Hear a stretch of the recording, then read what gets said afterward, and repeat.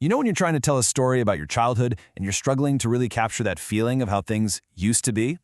Well, different languages have their own special ways of doing this.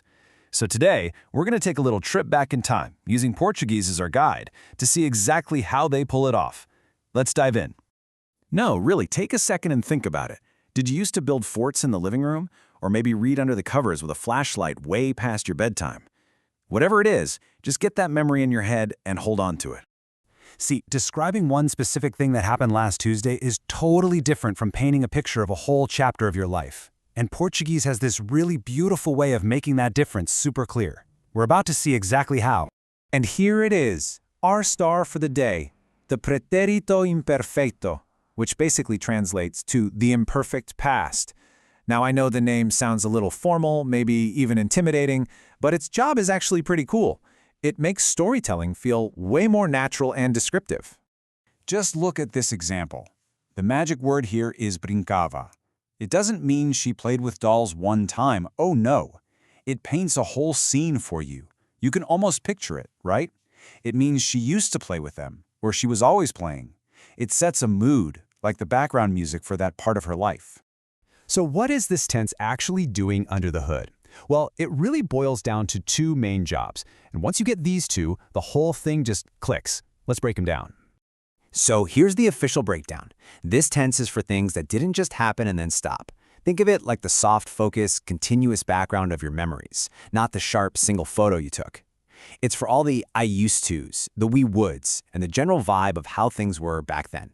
And this slide just lays it out perfectly. On the left, you've got this idea of duration, things that lasted for a while. Like in the example, they lived in the countryside. It wasn't a weekend trip, it was a state of being. And on the right, you've got frequency, things that happened over and over again, like a habit. They always did their homework. So you've got the background scene and you've got the recurring habit. That's the heart of it. Okay, so we know what it does, but how do we actually, make it? Well, here's the best part. For regular verbs, it's incredibly predictable. Let's take a look at the patterns. Just listen for the music in this. For your standard R verbs, you get this ava sound over and over. Falava, falava, sfalava. And for both ER and IR verbs, you get this ia sound. Comia, abria.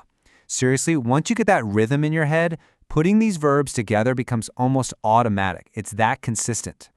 But of course, every language has its rule breakers. These four right here, ser, ter, vir, and por, are the main ones you need to know. For instance, ser, to be, becomes era, and ter, to have, becomes tinha. You are going to hear these four all the time when people tell stories, so they're absolutely worth memorizing. All right, enough with the charts and rules. Let's see how this thing actually brings a story to life. We're going to follow the old routine of a student named Alexandra. Pay attention to how every single action feels like a constant, a habit. So let's run through her morning. It always started early. At 6 a.m., she used to get up. That's levantava-se, a predictable daily thing. Next up, another simple habit. She would make the bed. Fazia a cama. We're not just checking boxes here, we're building a picture of her daily world. After that, she used to take a shower. Tomava duche. You feel that flow? That sense of routine we're creating with these verbs. Then, by 7 o'clock, she would catch the bus, apanhava, the same bus, the same time, day in and day out. And way later, at the end of the day, she used to have dinner with her family.